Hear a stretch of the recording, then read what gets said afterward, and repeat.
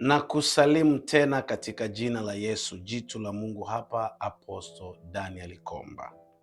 Leo ni siku nyingine bora ambayo naamini kabisa kuna mtu anaenda viwango vingine. Nataka tuongelee habari ya uumbaji na nguvu iliyoko ndani ya uumbaji. Ukisoma kitabu cha Mwanzo, inasema dunia ilikuwa ukiwa, utupu na giza, Mungu akaanza uumbaji. Akatengeneza kila kitu kikawepo. Alipofia kwenye mwanadamu, Biblia inasema akatengeneza udongo, akamuumba mwanadamu wa kwanza anaitwa Adamu. Akaona si vyema awe peke yake, kwa sababu alizoea kwenye bustani ya Adamu, akaonekana kwamba hana mtu anayefanana naye. Akaonekana ni mpweke, ni mkiwa kwenye bustani ya Eden. Mungu akaona sasa amtengeneze msaidizi wake, au akaumba mtu mwingine aitoe mwanamke.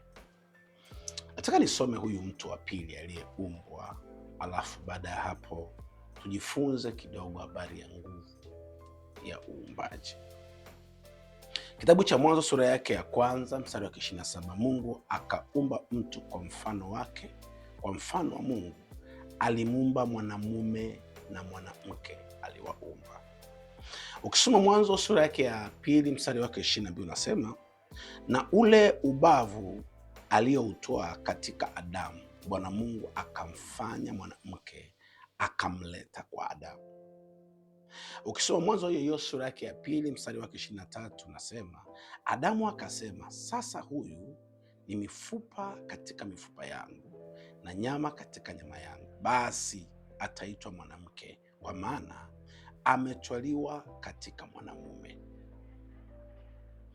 Tunajaribu kuangalia hapa Mungu huyu ilipofika kwenye swala la uumbaji wa mwanadamu. Alifanya kazi Mungu yeye mwenyewe. Mwanadamu wa kwanza akamuumba, akafanya yeye mwenyewe. Mwanadamu wa pili akamuumba. Aliumba mwanadamu wa pili aitwe mwanamke, na akaacha uumbaji juu ya mwanamke, akamwamini mwanamke, akafanya partner, akafanya mahusiano ya uumbaji.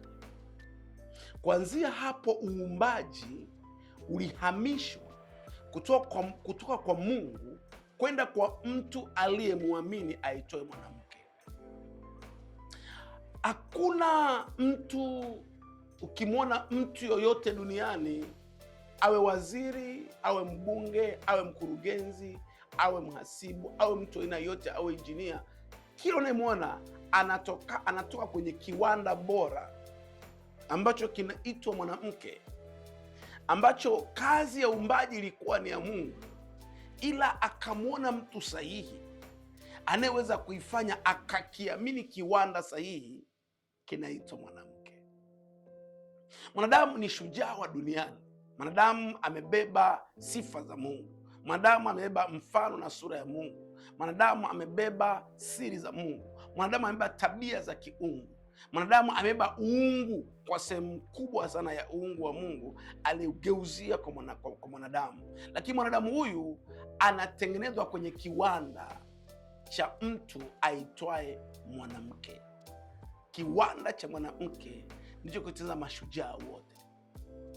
Shetani alipoangalia duniani akagundua mwanamke ndiye mwenye nguvu duniani, ndiye aliyepewa uwezo wa kutisha. Alipomwangalia mwanamke, Mungu alisema hivyo, mwanamke akagundua ya kwamba ili nimweze mwanadamu, nimkamate mwanamke. Alijua nikimpata mwanamke nimeweza kummaliza kabisa mwanadamu. Na alipoenda kwenye bustani ya Eden, alichunguza tu shetani, agundua kwamba wakati ambako Adamu yuko upande mwingine na Eva yuko peke yake, akamfuata akamwambia, eti Mungu amesema msile matunda ya mti wa katikati. Ilibidi amrubuni mwanamke. Alipompata mwanamke, hakuwa na haja tena ya mwanaume. Shetani aliondoka zake, akajua niliyemwacha huku nyuma yangu ni shujaa. Alienda tu akamwelekeza Adamu cha kufanya. Adamu akala tunda ambao amekazua asile, Mungu mwenyewe alimwelekeza asile, na kuanzia hapo uovu ukaingia, kwa sababu tayari maelekezo feki yalikuwa yashaingia. yakamgusa mwanadamu, kuanzia mwanadamu akaingiwa na dhambi. Lakini hata niseme nguvu ya uumbaji ipo kwa mwanamke.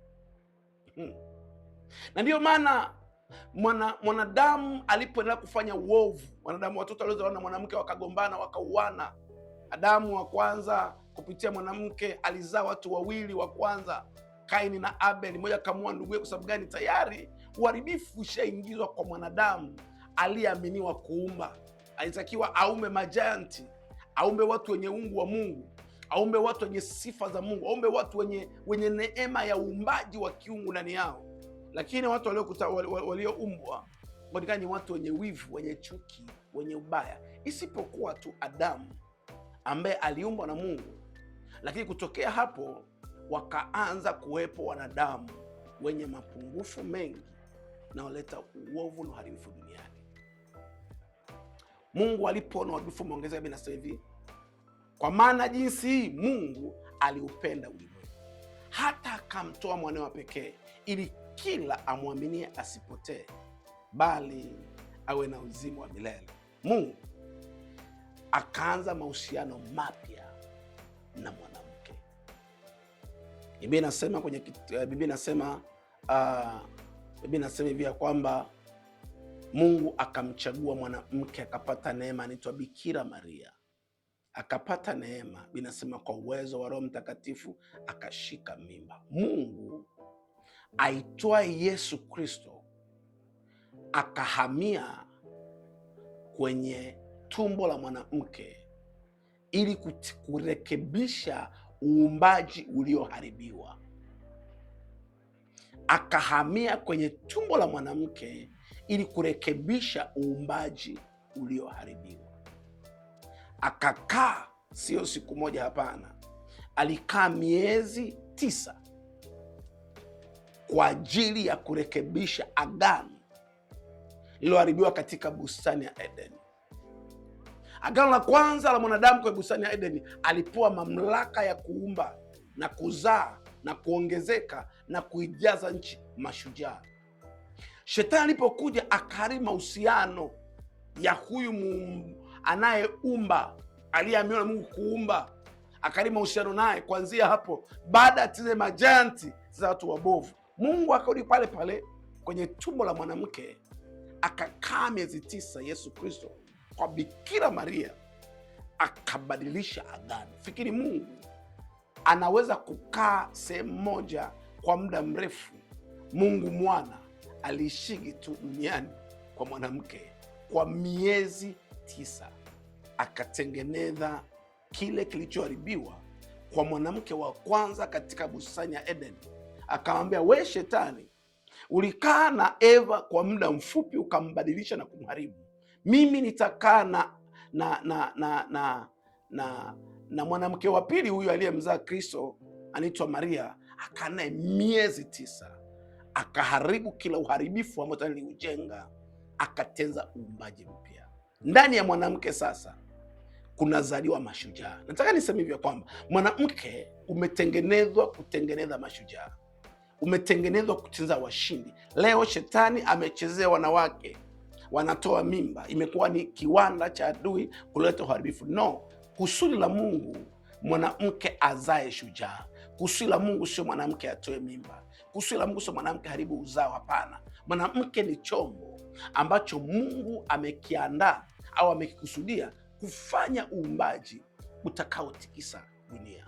Namsifia mwanamke mmoja anaitwa Agnes aliyemzaa Apostle Daniel Komba. Namsifia mwanamke aliyekuzaa unanitazama, kwa sababu uwezo ulio nao umetoka kwenye kiwanda cha mwanamke mmoja aliyekuzaa, baada ya kuipokea mbegu iliyotoka kwenye kiuno cha baba yako, ambayo mbegu hiyo asili yake ni Mungu, ikasafiri kutoka mbinguni ikaenda kwenye kiuno cha baba yako, ikahama kwenye tumbo la mama yako, likapewa nguvu, likapewa macho, migono, mipua na vifaa vyote, na baadapo ukatokea. Leo unatikisa dunia. Leo ni rais, leo ni waziri, leo ni mbunge, leo ni mkurugenzi, leo ni injinia, leo ni mtu mwenye nguvu katika dunia. Asili yako kutoka kwenye kiwanda cha muumbaji anaitwa mwanamke.